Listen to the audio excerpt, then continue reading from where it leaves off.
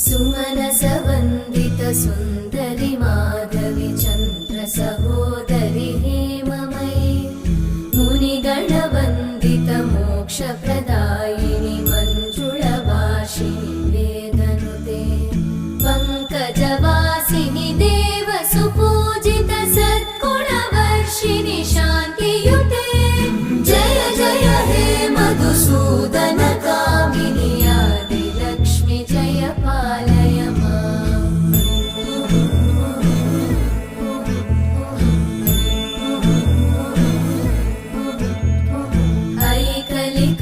ऐकलिकल्मषनाशिनि कामिनि